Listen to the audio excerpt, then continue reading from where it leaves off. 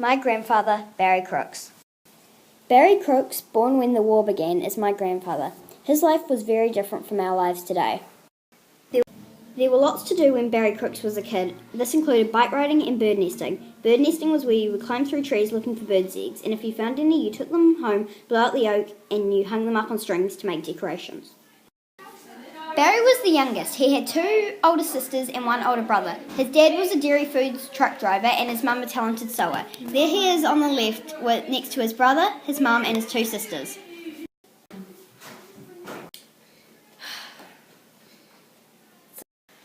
For Barry, school was very different from it is today. He wasn't allowed to get up from his desk or work in groups. The desks had inkwells, but the ink was pretty horrible. It came in a powder that you mixed up with water and made into ink. In his life, atomic bombs were being tested, but that didn't really affect his family. Also, World War II was held, but because his dad worked in the dairy business, he didn't go to war. But both his uncles did. One was in the army and one the navy. As a teen, Barry worked for a farmer, baling hay and any other jobs the farmer needed help with. And as an adult, he went to teachers' college for 2 years and then became a primary school teacher.